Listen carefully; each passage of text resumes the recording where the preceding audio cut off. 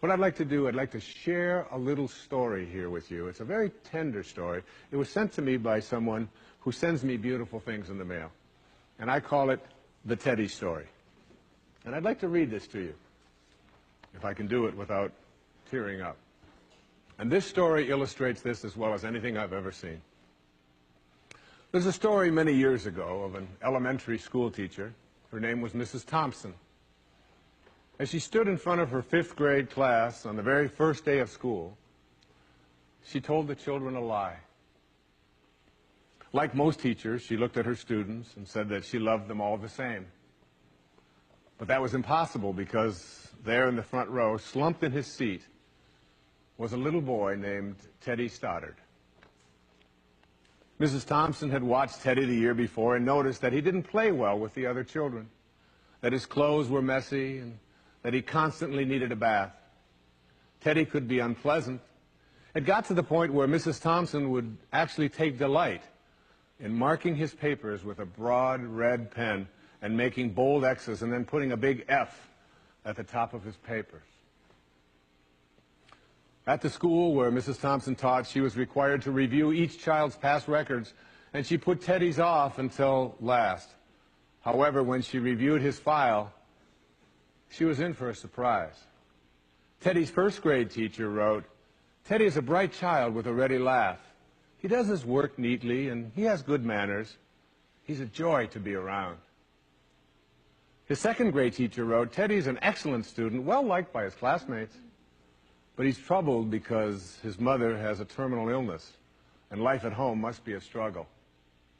His 3rd grade teacher wrote, "His mother's death has been hard on him. He tries to do his best, but his father doesn't show much interest, and his home life will soon affect him if steps aren't taken." Teddy's 4th grade teacher wrote, "Teddy's withdrawn and doesn't show up much interest in school. He doesn't have many friends, and sometimes he even sleeps in class."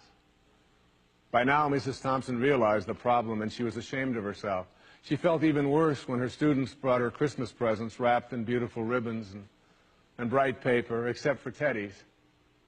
His present was clumsily wrapped in heavy brown paper that he got from the grocery bag. Mrs. Thompson took pains to open it in the middle of the other presents. Some of the children started to laugh when she found a rhinestone bracelet with some of the stones missing and a bottle that was 1/4 full of perfume. But she stifled her children's laughter when she exclaimed how pretty the bracelet was, putting it on and dabbing some of the perfume on her wrist. Teddy Stoddard stayed after school that day just long enough to say, "Mrs. Thompson, today you smell just like my mom used to." After the children left, she cried for at least an hour. On the very day, she quit teaching reading, writing, and arithmetic, and instead, she began to teach children. Mrs. Thompson paid particular attention to Teddy. As she worked with him and his mind seemed to come alive, the more she encouraged him, the faster he responded. By the end of the year, Teddy had become one of the smartest children in the class, and despite her lie, became one of her teacher's pets. A year later, she found a note under the door from Teddy telling her that she was still the best teacher he ever had in his whole life. 6 years went by before she got another note from Teddy. He then wrote that he had finished high school 3rd in his class, and she was still the best teacher he ever had in his whole life. 4 years after that, she got another letter saying that while things had been tough at times, he stayed in school and stuck with it and would soon graduate from college with the highest of honors. He assured Mrs. Thompson that she was still the very best and favorite teacher he ever had in his whole life. Then 4 more years passed, and yet another letter came.